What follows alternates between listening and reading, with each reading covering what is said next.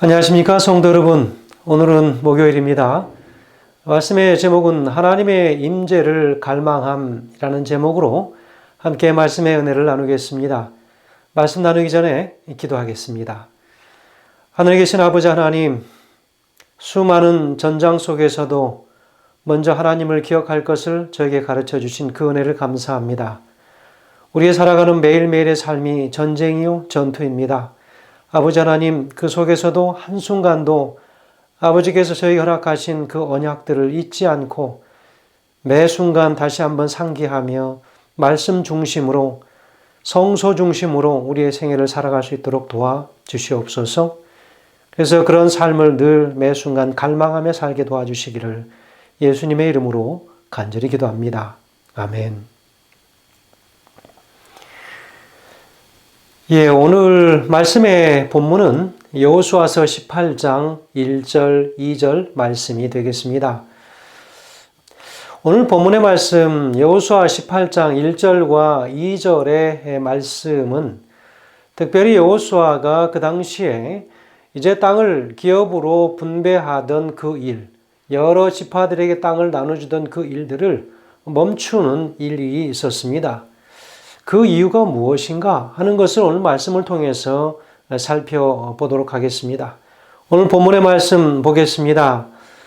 이스라엘 자손의 온 회중이 실로에 모여서 거기에 회막을 세웠으며 그 땅은 그들 앞에서 돌아와 정복되었더라.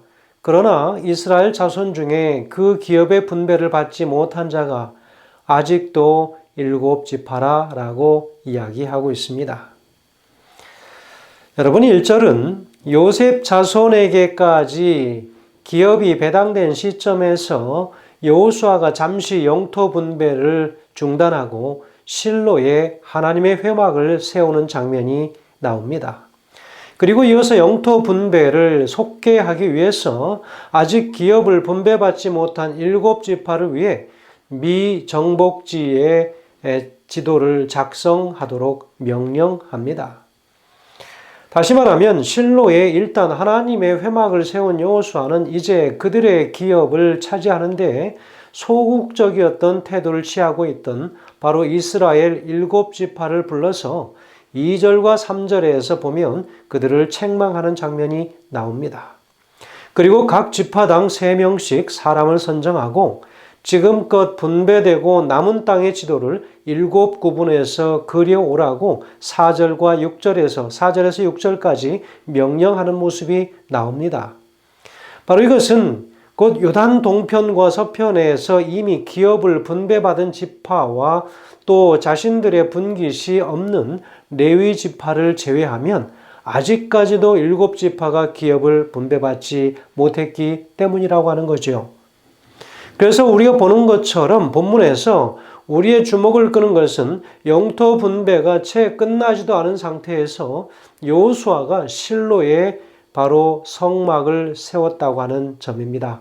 여러분, 우리가 성막을 세우고 건물을 짓고 하는 이 모든 일들은 급하고 중요한 일들을 다 마치고 그들에게 당면한 그 시급한 문제들을 다 마치고 이제 모든 것들이 정비되어졌을 때 하는 것처럼 여겨졌지만, 그러나 여호수아는 아직까지도 7지파가 땅을 분배받지 못한 상황 속에서 회막을 먼저 짓는 것을 보게 되는 것입니다. 다른 사람들과 여호수아와 그리고 우리가 생각하는 생각과 여호수아는 도무지 다른 생각을 가지고 있는 사람임을 오늘 우리는 말씀을 통해서 보게 됩니다. 이 베냐민, 그리고 시므온, 스불론, 이사갈, 아셀, 납달리, 단 이 7지파가 아직 영토를 분배받지 못했음에도 불구하고 여호수아는 영토 분배를 중단하고 성막을 세우는 일에 착수하는 것을 보게 됩니다. 여호수아에게 있어서 무엇이 더 중요하고 시급한 문제인지, 그리고 그들의 영적인 삶을 불러일으키고 깨워내는 그 일에 있어서 어떤 일을 먼저 해야 되는지를 분명히 우리에게 보여주고 있습니다. 바로 그 이유는 그 7지파들이 그들에게 약속된 가나안 땅 정복에 열심을 내지 않았기 때문이었습니다. 그래서 여호수아는 영토 분배에 앞서 먼저 종교적 기강을 바로잡고 하나님의 약속을 상기시키기 위해서 실로에 바로 성막을 세우기로 한 것입니다. 결국 이런 사실은 이스라엘의 토지 분배가 단순히 자신의 몫을 차지하는 의미가 아니라 가나안 땅을 이스라엘에서 주리라고 하신 하나님의 약속, 바로 창세기 15장 18절에서 21절까지의 그 말씀의 약속을 성취시킨다고 하는 종교적 의미도 지니고 있음을 분명하게 보여주고 있습니다. 여러분, 이 부분은 말씀을 통해서 우리 모든 성도들은 자신들의 삶의 영역이 바로 이 땅에 하나님의 나라를 이루시기 원하는 하나님의 뜻을 성취시켜 나가는 한 과정임을 분명히 깨닫는 것입니다. 성도 여러분, 오늘 우리가 하루를 살고 우리가 이 땅에서 살아가는 모든 생애는 단순하게 나에게 주어진 내 개인의 몫의 인생만 그저 내 욕심껏 살아가는 것이 아니라 무엇이라고요? 우리의 삶은 하나님을 믿는 하나님의 백성들은 하나님께서 허락하신 그 약속들을 매일매일 그리고 우리에게 주어진 인생 동안 성취해 나가는 과정임을 오늘 우리는 분명히 보아야 합니다. 그러니 그 삶은 우리의 것이 아니라 누구의 것입니까? 하나님의 것이라고 하는 것이죠. 우리의 삶에 살아가는 모든 과정은 내 욕심을 채우기 위한 과정이 아니라 하나님의 뜻과 하나님의 약속을 성취해 가는 한 과정에 나타난 한 인생들이라고 하는 사실을 오늘 우리는 보게 됩니다. 그렇다면 우리는 하나님의 뜻이 무엇인지를 매 순간 살펴야 하지 않겠습니까? 에브라임 지파 내에 위치한 이 실로라고 하는 그곳이 이제는 사사시대에도 보면 계속 실로가 등장하는 것을 보면 실로 중심, 이 성막 중심으로 그들이 살아가고 있었다고 하는 것을 볼 수 있습니다. 이 에브라임 지파에 위치한 실로가 성막의 장소로 선정되었는데 그 선정된 이유는 무엇일까? 바로 이런 이유들을 좀 우리가 살펴볼 수 있겠습니다. 첫 번째로 실로는 이스라엘 12지파가 다 함께 모여서 예배드리기에 적당하도록 가나안 중심에 위치했기 때문이었습니다. 두 번째로 실로는 휴식, 특별히 안식이라고 하는 뜻을 가진 그런 장소였습니다. 그래서 하나님께서는 그 실로를 특별히 성막이 위치해야 할 장소로 적합한 곳이라고 하는 것을 그 지명의 뜻을 통해서 보여주고 있습니다. 그래서 그 이름이 상징하는 것처럼 바로 그것은 하나님의 안식처로서 그리고 백성들이 평화롭게 안식할 장소로 합당했기 때문이다 라고 이야기합니다. 여러분, 실로라고 하는 바로 그 지명에 있는 이 성막, 바로 이 성막은 하나님과 백성들이 만나는 곳 아니겠습니까? 그러므로 죄짐에 눌려서 불안에 떨던 사람들이 바로 그 하나님을 만나는 그 장소에서 진정한 평안함을 누리며 하나님을 만나고 그들의 죄가 사해지는 것을 그들이 경험하며 살도록 그곳을 정한 것입니다. 세 번째는 이 실로의 위치는 베델과 세겜의 중간 지점으로 보입니다. 구체적으로 베델에서 북쪽으로 약 15km 지점, 세겜 남쪽으로 약 20km 지점에 그 위치가 있습니다. 그래서 본문에 바로 이 본문에서 회막을 세웠으며 라고 이야기하고 있지 않습니까? 그래서 이 회막은 바로 히브리어로 오헬 모에드라고 하는 이 히브리어를 쓰는데 그 직역하면 만남의 장막, tent of meeting이라고 하는 바로 그 의미를 가진 만남의 장막이다. 누구와요? 하나님과 백성들과. 그래서 그곳에서 진정한 평안을 누리는 장소가 된 것입니다. 이곳에서 하나님이 이스라엘 백성들을 만나셨기 때문이죠. 그래서 그것의 회막이라고 하는 오헬 모에드라고 하는 바로 만남의 장막이라고 하는 뜻을 그렇게 사용하지 않았는가 생각이 되는 것이죠. 하나님이 실제로 임재하시던 지상 성소가 없는 시대를 사는 오늘 이 우리 그리스도인들은 여호수아에서 무엇을 배울 수 있겠습니까? 과거처럼 혹은 사사시대처럼 그래서 하나님께서 직접적으로 사사에게 말씀하시던 그런 시대, 하나님의 임재가 성막에 충만하게 임했던 그 시대가 아닌 바로 오늘 이 시대를 살아가는 우리들은 바로 여호수아서에서 진정한 그리스도인으로서 배울 수 있는 것이 무엇인가 하는 것입니다. 성소의 등장은 갑작스럽거나 놀라운 일이 아니었죠. 바로 성소의 주제는 여호수아서 전체에서 언약궤를 통해 이미 존재해 왔기 때문입니다. 언약궤 그 자체가 이미 성소를 의미하고 있었습니다. 그곳에 하나님의 말씀, 율법이 있었습니다. 그래서 항상 그 율법이 있는 것, 그 법궤가 있는 곳에는 하나님의 충만하신 임재가 있었기 때문에 그들은 성막을 짓기 이전에도 이미 그와 같은 동일한 의미를 그들이 누리고 살았습니다. 언약궤는 지성소를 구성하는 핵심 요소였지요. 요단강을 건너고 또 가나안을 정복하는 바로 이 책의 처음 이 두 부분을 이끌어 오지 않았습니까? 여호수아는 성막 세우는 일을 영토 분배의 중심에 둠으로 인해서 이스라엘 백성의 모든 삶이 여호와의 지상 본부인 성소 중심으로 이루어지고 있음을 보여주고 있습니다. 성도 여러분, 오늘 우리는 무엇을 중심으로 살아가십니까?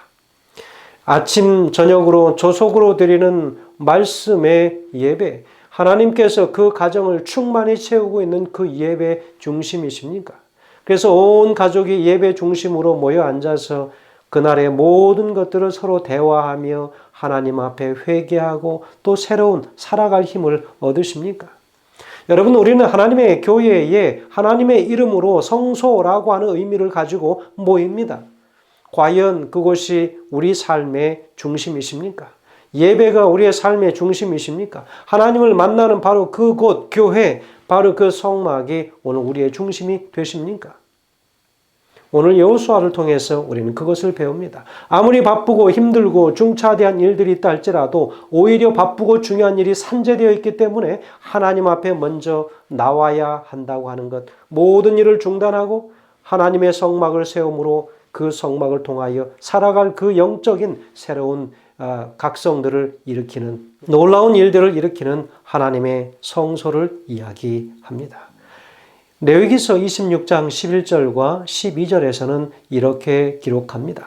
내가 내 성막을 너희 중에 세우리니 내 마음이 너희를 싫어하지 아니할 것이며 나는 너희 중에 행하여 너희의 하나님이 되고 너희는 내 백성이 될 것이다 그랬습니다.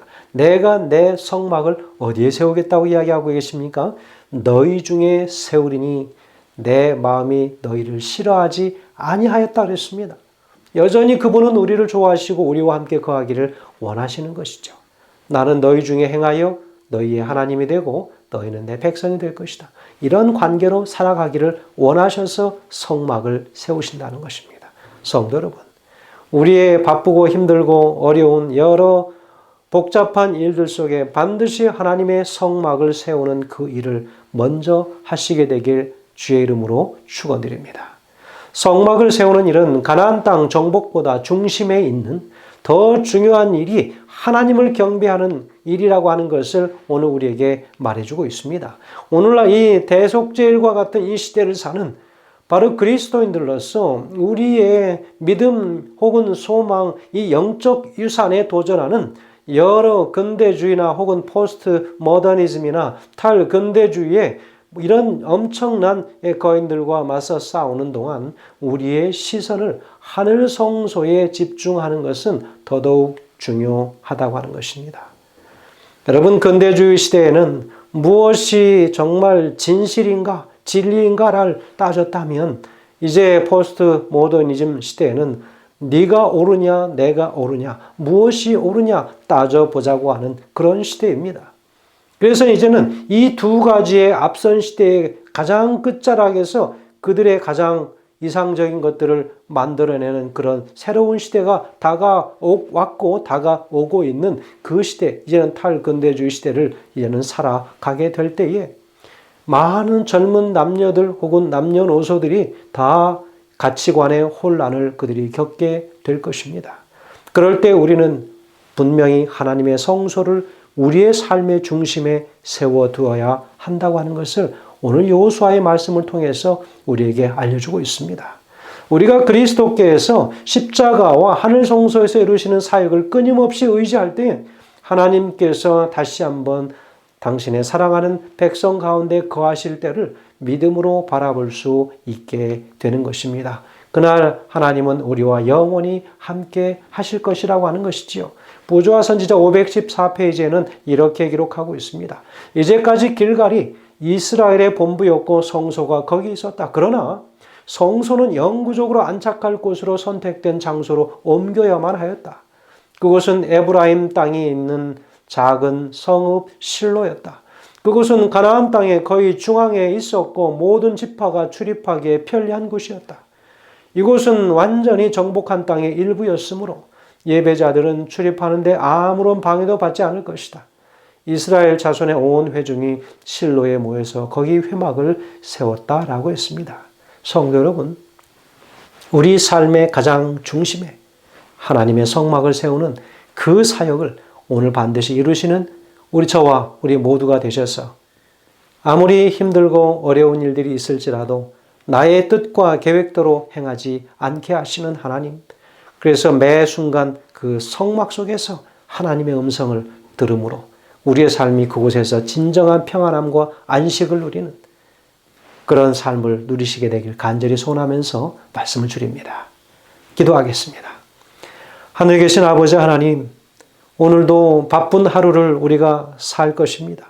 아버지 하나님, 그러나 그 속에서도 끊임없이 너희는 나의 백성이 되고 나는 너희 하나님이 될 것이라고 하는 그 말씀으로 저에게 다가와 주셔서 감사합니다. 그러니 우리 안에 장막을 세우겠다고 말씀하셨으니 우리 주여 오늘도 저에게 오셔서 그 장막을 세워주시고 또 우리는 그곳을 기쁨으로 즐거움으로 찾을 수 있도록 인도하여 주시옵기를 예수님의 이름으로 간절히 기도합니다. 아멘.